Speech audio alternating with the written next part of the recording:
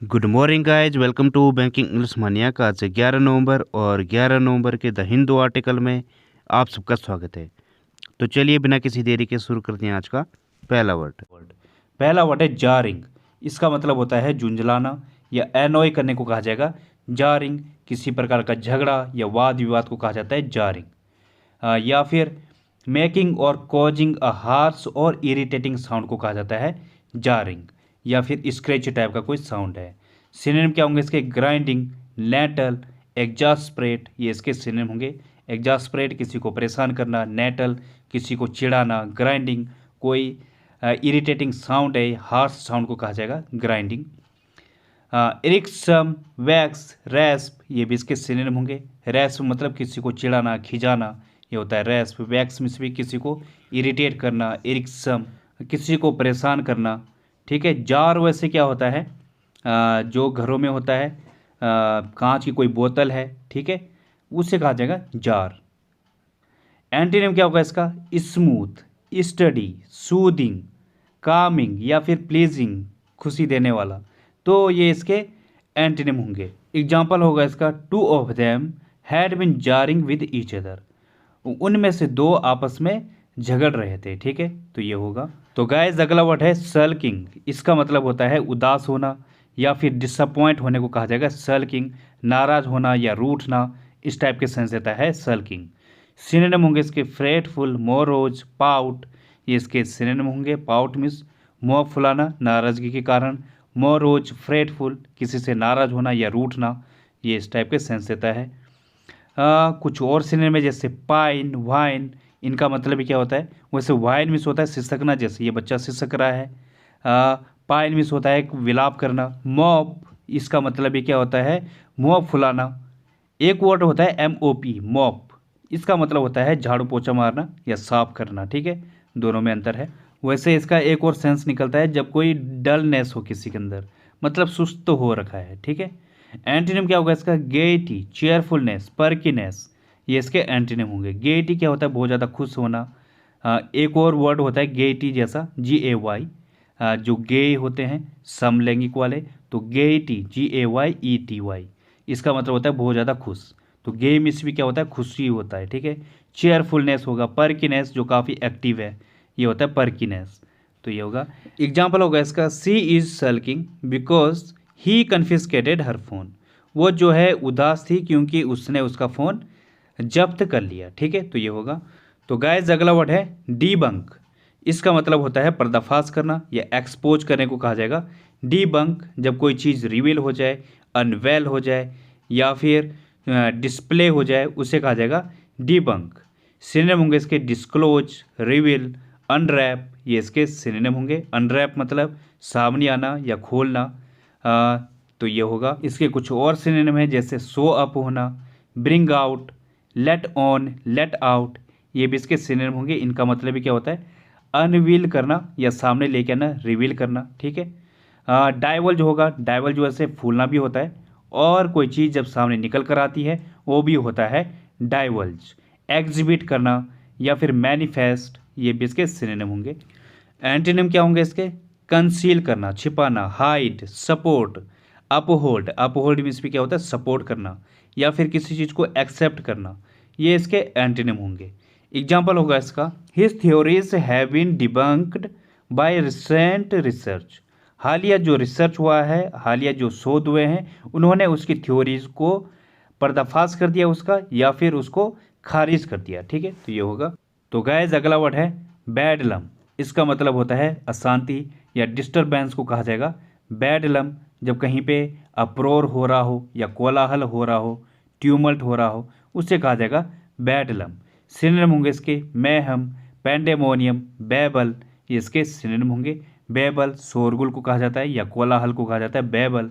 Pandemonium कोलाहल या हलचल या अशांति को कहा जाता है पेंडेमोनियम। मैहम भी सेम सेंस देता है। इसके कुछ और सिनोनिम है जैसे क्लेमर, कोमोशन, रम्पसन। रप्सन मीन्स क्या होता है? हंगामे को कहा जाएगा रम्पसन। और रक्सन होता है, इसका मतलब भी हंगामा या शोरगुल या कोलाहल। हबब होगा, एक अच्छा वर्ड है, इसका मतलब भी कोलाहल को कहा जाता है हबब। तो ये भी इसके सिनोनिम होंगे। क्लेमर होता है CLAMOURE, क्लेमर, इसका मतलब ही हंगामा होता है। टर्मोइल होगा केवस, ठीक है, ये भी होगा। ट्यूमल्ट होता है अप्रोर, ये सब इसके सिनोनिम होंगे। एंटोनिम क्या होगा इसका? जो सेन है, समझदार है, रेशनल है, कंपोजर है, पीस, ये इसके एंटोनिम होंगे।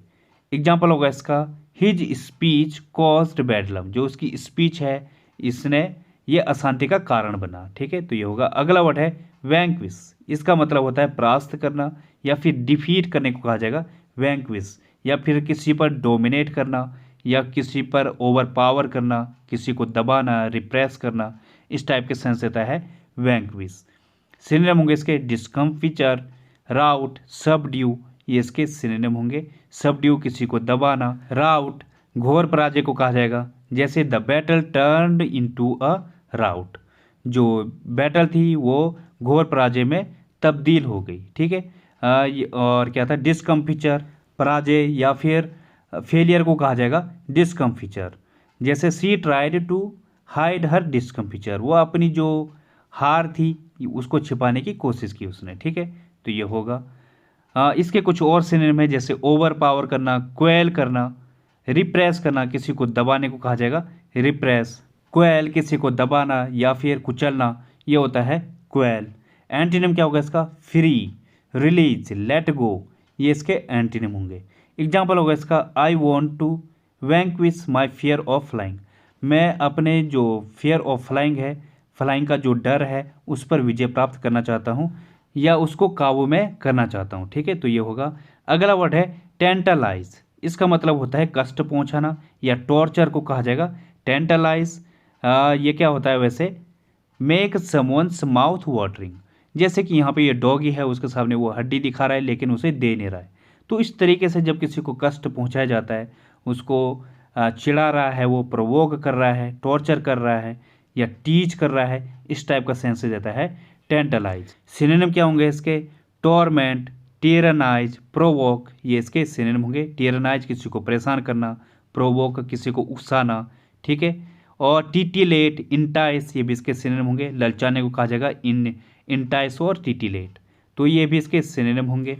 एंटोनिम क्या होगा इसका? Add, help, make happy, please, please मतलब किसी को आराम देना या सुख देना, ये होता है, तो ये इसके एंटोनिम होंगे। एग्जाम्पल होगा इसका, he would tantalize the dog with food, वो जो है डॉग को कष्ट देता था या फिर उसको इंटाइस करता था, उसको ललचाता था और परेशान करता था, ठीक है, इस टाइप का सेंस देगा ये। तो गाइस अगला वर्ड है स्नैजी, इसका मतलब होता है जो काफ़ी स्मार्ट है, आकर्षक है, अट्रैक्टिव है, स्टाइलिश टाइप का है, ये होता है स्नैजी। सिनोनिम होंगे इसके फैसिनेटिंग, डैशिंग, स्टाइलिश, ये इसके सिनोनिम होंगे। फैसिनेटिंग जो काफ़ी आकर्षक है, डैशिंग एक स्टाइलिश इंसान को कहा जाएगा, ठीक है, तो ये होगा। सोफेस्टिकेटेड, ये भी इसका एक सिनोनिम होगा। सोफेस्टिकेटेड जो काफ़ी उन्नत है या फिर काफ़ी आकर्षक है, ठीक है, तो ये होता है। फ्लैम्बॉयंट होगा जो काफ़ी चटकीला टाइप का है या क्या होता है, ये भड़कीला टाइप का, चमकदार जो चीज़ है वो होता है फ्लैम्बॉयंट, तो ये भी इसका एक सिनोनिम होगा। एंटोनिम क्या होगा इसका? अनफैशनेबल, इनएलिगेंट, स्क्रफी, ये इसके एंटोनिम होंगे। स्क्रफी जो काफ़ी गंदा है, मैला कुचैला है। इनएलिगेंट, एलिगेंट मीन्स क्या होगा? जो काफ़ी स्मार्ट है, सुंदर है, और इनएलिगेंट जो बदसूरत है, बेकार है, ठीक है, तो ये होगा। एग्जाम्पल होगा इसका, I love those snazzy little silk dresses, मुझे वो आकर्षक जो सिल्क ड्रेसेस थी वो अच्छी लगती हैं, ठीक है, तो ये होगा। अगला वर्ड है गूफ, इसका मतलब होता है बेवकूफ़ या गड़बड़ करने को कहा जाएगा गूफ। मिस्टेक को कहा जाता है गूफ, जब आप कोई मिस्टेक करो या आप बेवकूफ़ हो, गड़बड़ कर दो, मैसअप कर दो, ये होता है गूफ। सिनोनिम क्या होंगे इसके? लैप्स, ओवरसाइट, ब्लंडर, ये इसके सिनोनिम होंगे। ब्लंडर मीन्स भी क्या होगा? कोई गड़बड़ कर देना, गलती कर देना। ओवरसाइट नज़रअंदाज कर देना। लैप्स मीन्स भी क्या होता है? नज़रअंदाज करना, तो ये इसके सिनोनिम होंगे। ब्लंडर करना और क्या था? बंगल करना, बॉच करना, ये भी क्या होता है? गड़बड़ करना या कोई गलत वो करना। कुछ और सिनोनिम इसके, जैसे जो बेवकूफ़ इंसान है, ठीक है, इसका दूसरा मीनिंग था जो बेवकूफ़ इंसान है, इम्बेसाइल, मोरॉन, ये भी इसके सिनोनिम होंगे। इनका मतलब भी बेवकूफ़ होता है। निनकम्पूफ होता है, ये भी एक बेवकूफ़ है। सिंपलटन, ये भी इसके सिनोनिम होंगे। इनका मतलब ये होता है स्टूपिड।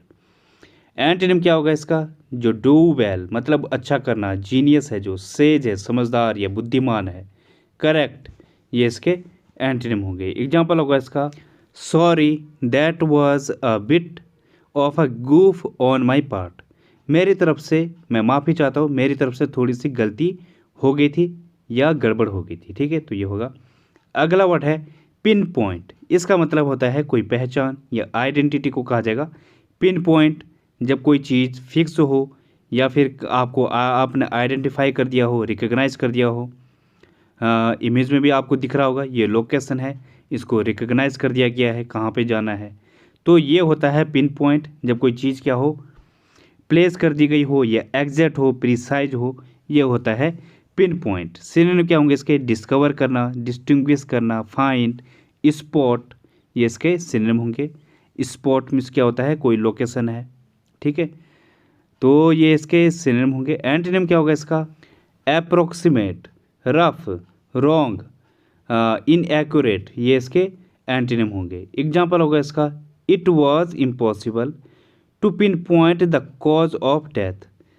ये काफ़ी मुश्किल था क्या? उसकी जो मृत्यु है उसका पता लगाना। ठीक है, तो ये होगा। तो गाइज आज की पहली ईडियम है अ रेड लेटर डे। इसका मतलब होता है एन इम्पोर्टेंट डे या फिर स्पेशल डे, महत्वपूर्ण दिन को कहा जाएगा अ रेड लेटर डे। जैसे एग्जांपल है, the day I first set foot in America was a red letter day for me. मतलब जिस दिन मैंने अमेरिका में पहली बार कदम रखा वो मेरे लिए काफ़ी इम्पोर्टेंट दिन था या फिर स्पेशल दिन था। ठीक है, तो ये होगा। अगली ईडियम है फेस द म्यूजिक। इसका मतलब होता है टू बियर द कंसिक्वेंस, मतलब किए का परिणाम भुगतना। ये होता है फेस द म्यूजिक। जैसे if she lied to me then she will just have to face the music. अगर उसने मुझसे झूठ बोला तो उससे इसका परिणाम भुगतना पड़ेगा। ठीक है, तो ये होगा। अगली जो फ्रेज है वो है येलो बैलीज। इसका मतलब होता है कावर्ड्स या डरपोक इंसान को कहा जाएगा येलो बैलीज। जैसे एग्जांपल है, this man is yellow bellied and is never willing to fight for what is right. जो ये आदमी है ये काफ़ी डरपोक है और जो सही है उसके लिए भी कभी नहीं लड़ता। ठीक है, तो ये होगा। अगली ईडियम है बरी द हैचेट। इसका मतलब होगा है टू सेटल डिस्प्यूट, मतलब झगड़ा खत्म करने को कहा जाएगा बरी द हैचेट। जैसे एग्जांपल है, can't you two just bury the hatchet. क्या तुम दोनों झगड़ा ख़त्म नहीं कर सकते या उसे रिसॉल्व नहीं कर सकते? तो ये होगा। तो गाइज आज का रूट वर्ड है सन या फिर सोनिक। इसका मतलब होगा साउंड या फिर आवाज़ को कहा जाएगा सन या फिर सोनिक। अब जैसे वर्ड है कॉन्सोनेंट, इसका मतलब होगा स्पीच साउंड या फिर कोई व्यंजन है उससे कहा जाएगा कॉन्सोनेंट। सोनोरस, इसका मतलब होता है प्रोड्यूसिंग लाउड, फुल या फिर रिच साउंड, जो सुरीली है, मधुर है, उससे कहा जाएगा सोनोरस।